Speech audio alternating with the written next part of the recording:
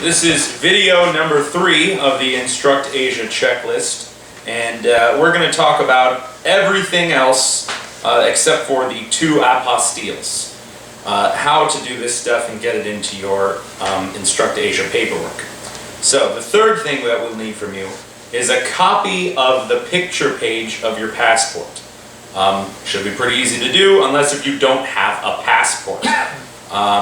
If you want to get a passport, you have to go to a local post office. Pretty sure every post office in the United States has a way for you to apply for a passport. You of course have to have a valid passport that will be valid during your entire Korea trip. So if you've only got a few months left on your passport, you should get a new one issued.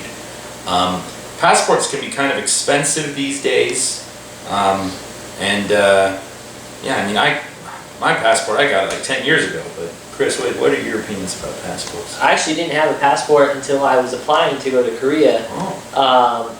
So getting the passport for this, I was kind of new to the process and didn't know what to expect. It's actually fairly easy. I went into the post office one day.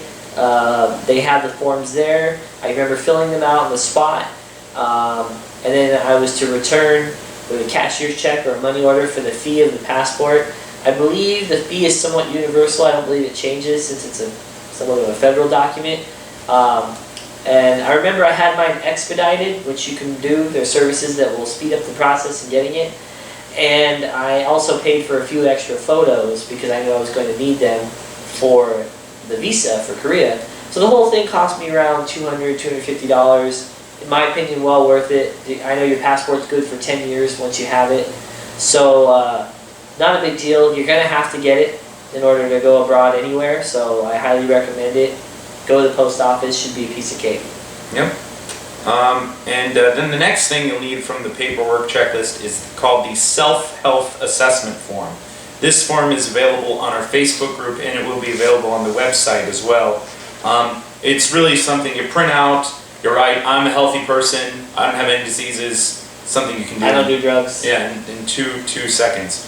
One thing you should know though, if you do get a position with us, you will, when you arrive in Korea in that first week, they will give you a very thorough health inspection. And really they're looking for drugs and they're looking for infectious diseases. So don't play around with that stuff. They will catch you upon arrival.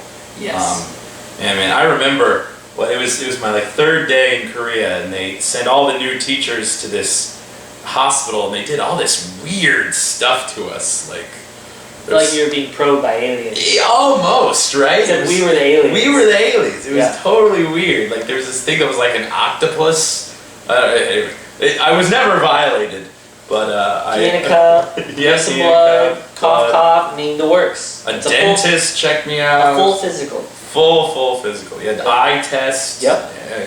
Hearing. All that stuff. Yep. All right. Then the next thing you'll need are passport photos.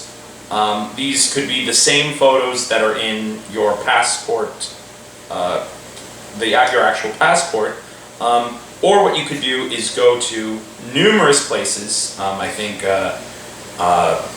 Kodak stores will do this. Kinko's, Costco. Staples. I recommend Costco.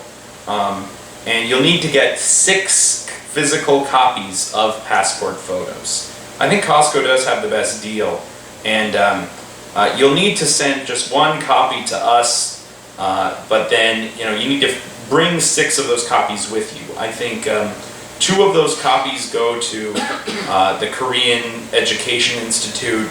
1 copy might go to your health form when you actually arrive in Korea. So make at least 6 copies and intend to bring them with you to South Korea. The next thing, 2 letters of recommendation. These can't be done by people in your family. They must be professional references.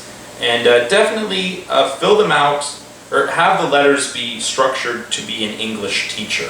I know some people kind of have these general letters of recommendation, but a lot of the employers, they will call your references. So it kind of lets your references know this and get them ready expecting a call from a number that has 12 digits long. Do you have any opinions about recommendations? Other than the fact that you should definitely get someone that is respectable and that would be okay receiving a call from a company in Korea, just try to make sure that your letters are coming from someone that you trust and someone that will definitely speak highly of you. And certainly, because you're going there as an American, as a foreigner, you want to represent yourself well from beginning to end. So this process, once you begin this process, is actually the first step in kind of representing yourself to not only a future employer, but to Koreans in general. So the more professional you are, and the more respect you give them in the process, the more you'll get while you're there. And definitely make sure these people comment on your skills as a teacher and your skills with kids. Those are kind of the two things we're looking for. The next thing, 2 sealed official university transcripts. These must have, like kind of the envelopes are unopened. Okay? Those, I think one goes to the Federal Korean Education Institute and one goes to whatever local part of it. These are things that we'll need in Korea. And yeah, it's got to be all that official stuff. And for all colleges attended. Yeah, all colleges attended. Yeah, okay. The next thing, a resume. I'll definitely need one of those, and typically an updated resume. Usually during the interview, me or Chris might have given you some advice on how to improve your resume to look better for Korean employers. So be sure you have the right version and all your information is good and up to date with your resume. And another thing I'd like to add here, definitely list your careers in most recent job and kind of descend all the way down. So we can see what you've done recently first. Any comments about resumes? Once again, just be professional, have someone edit it, make sure it's clear, concise.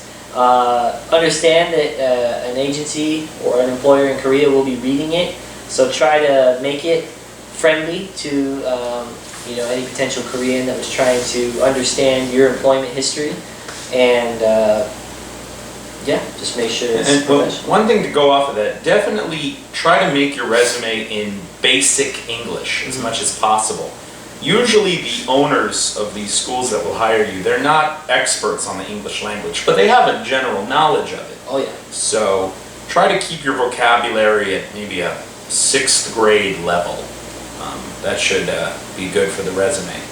And then the last thing are links to the 2 YouTube videos that we request.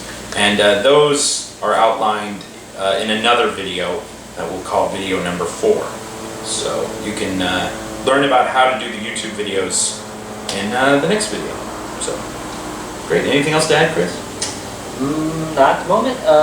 Like we said in the previous video, the FBI background check video, start that first. Yep. If you don't have a passport, get that started second. Those are the 2 processes that take the longest. Other than that, it's just step by step, getting it done. Don't get discouraged. Just check each one off at a time. And before you know it, you'll get all your documents in. You can compile them, and we'll help you set you up with a job. Yeah. We can't give you anything until you give us everything on this list. Yep. So the faster you get this stuff done, the better chance you have of getting the exact kind of job you want. Yep. So definitely don't delay, and we hope we can help you get a job. So peace out.